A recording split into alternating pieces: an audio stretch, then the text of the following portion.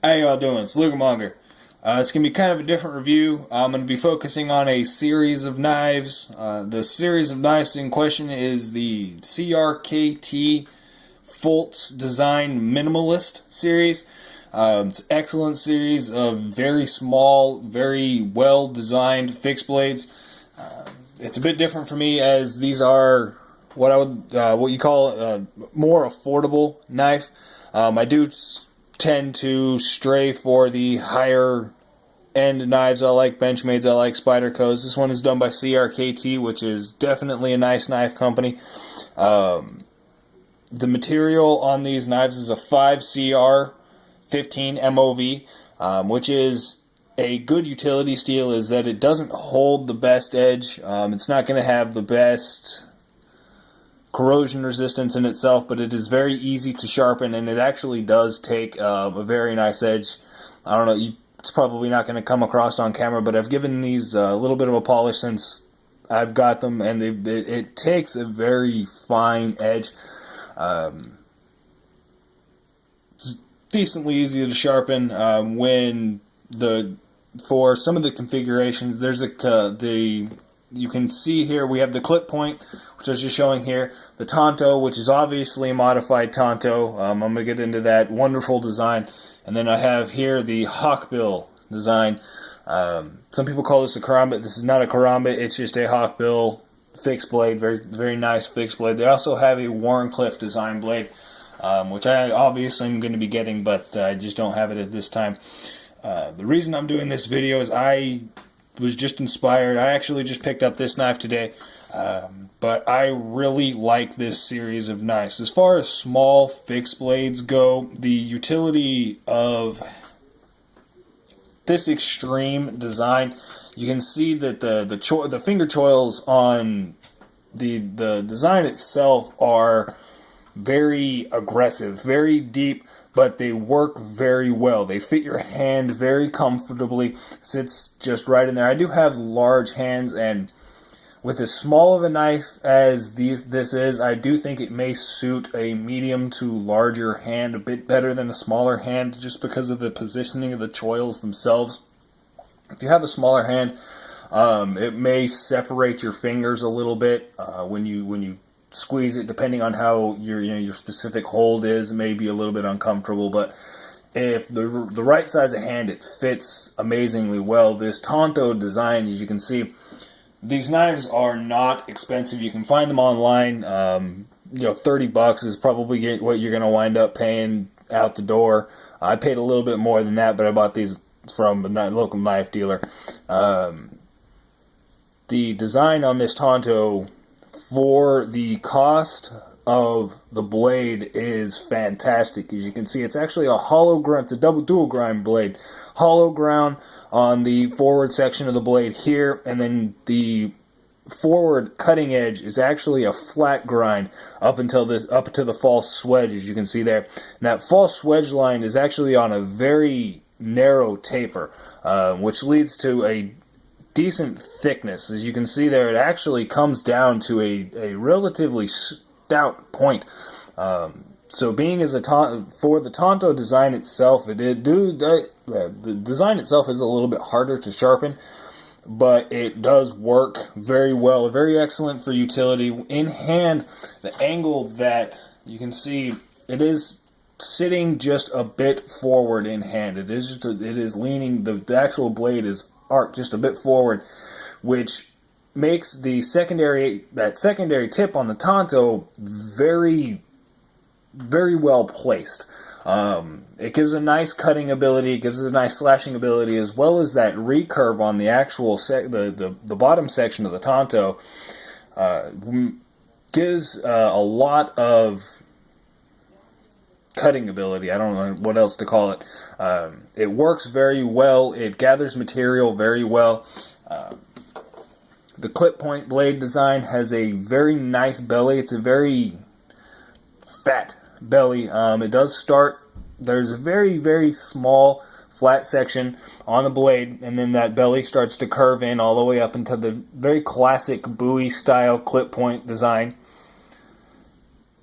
I like that. It's got a good curvature on the top of that clip point. The handle scales vary through all of the models.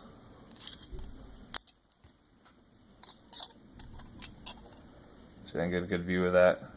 So you never know quite what you're going to get as far as color configuration with the actual handle scales themselves. However, the material is nice. They call it a resin injection, or a resin injected fiber. I don't know. It's probably just a cheap knockoff form of micarta is what it seems like to me.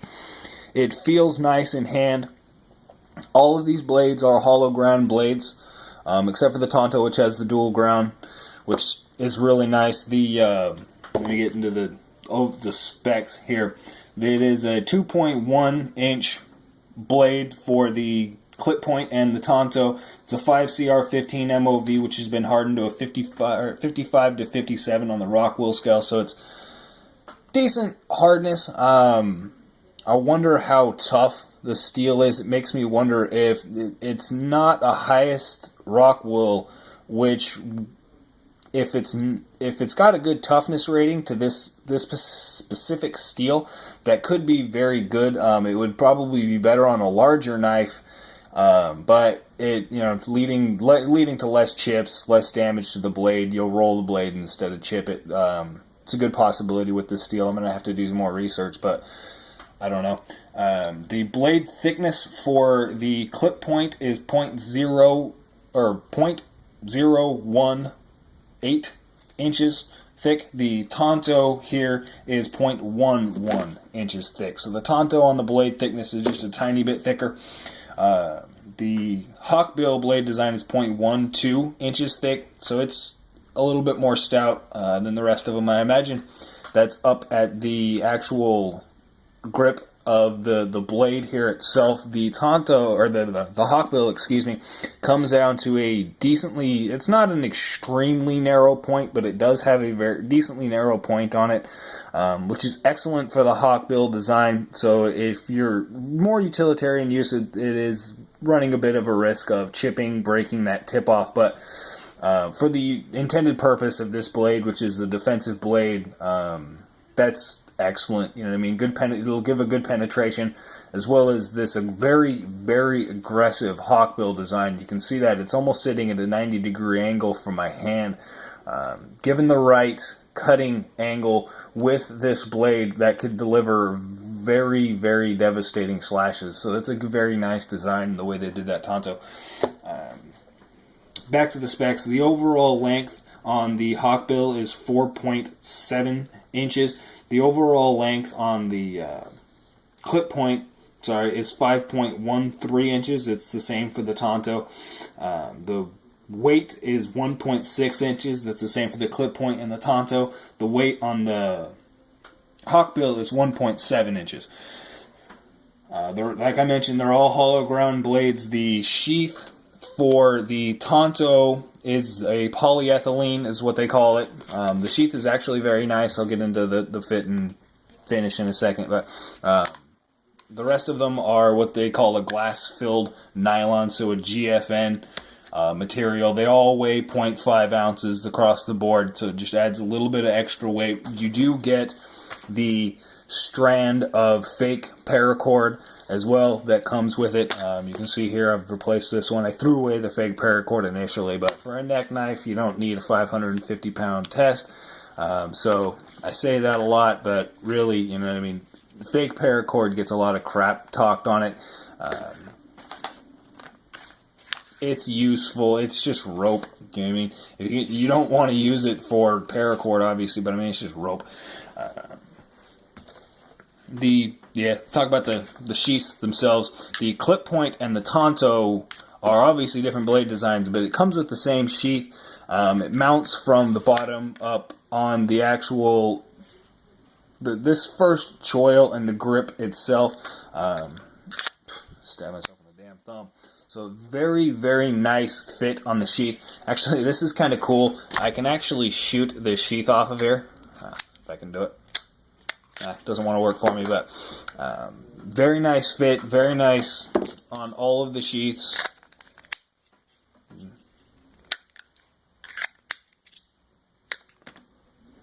Very nice fit.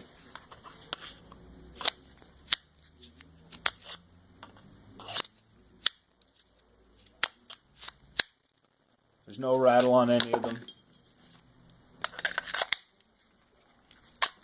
One thing I would like to say, the quality on these knives, obviously, for the price point, and CRKT is definitely a nice knife brand, but they're not trying to ever advertise that they're the ultimate end-all, be-all, which I definitely respect in a company. But the scales match up very, very nicely on these two. You can see this, the fit and finish is excellent. There's no gap. It comes with a lanyard on all of the models. I don't like it. There's no gap. There's no play in the grips. It's molded very well. They look very well. They fit very well. They're level on the top. However, with this little clip point here, it's like the guy who put this together, or the quality inspector just took a nap. It doesn't fit quite right on any of the choils. There's a little bit of a gap coming across, and then the top of the blade here, if I can get this to come across, they are not centered. They're not level. You can see that this one here is definitely lower than the other side. That's not hard to fix. It's not a problem. I'm just going to take it down.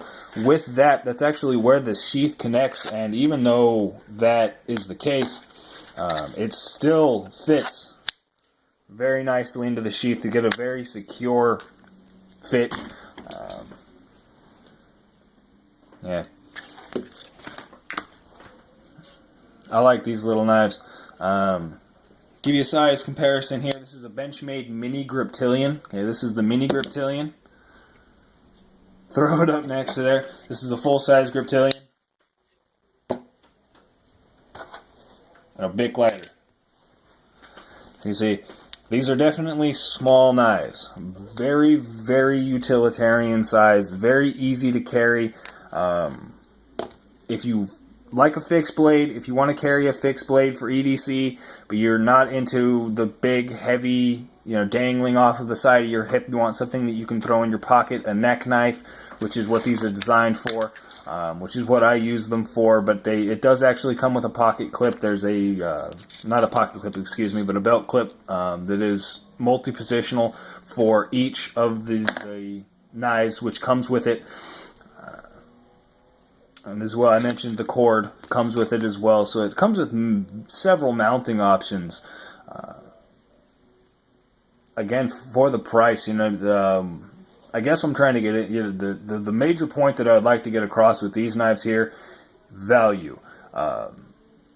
There's a lot of value for what you're going to pay. They feel excellent. The jimping is done very well. I don't even know if I mentioned that. I got a 13-minute video going, so I'm going to cut it, but it's you can see that not the most aggressive jimping in the world, but it's got decent purchase. With a bit of pressure, it does bite your thumb. Very, very well positioned. You can see it comes down into the grip just a bit. And the jimping is on all the models. The jimping actually on the Hawkbill design here is different. You can see these are spiked off. If I can get that to come back into focus. Maybe. I don't know. Okay. The jimping on the back of the Hawkbill is more reminiscent of what you would see on something like a Spyderco. It's just... Come on, man. Doesn't want to work. I don't know. It's just grooves, actually, that have been milled into the actual metal, or into the back of the blade itself. And with this, the thumb ramp gives an excellent purchase onto this Hawkbill blade. As well, it's been jimped out here. You can get up a bit further purchase if you want to hold it like that. But very, very good aggressive purchase on the jimping on the back of the Hawkbill design. It's really nicely done. This is the CRKT Minimalist series. It's an Alan Foltz design. Y'all have a good one.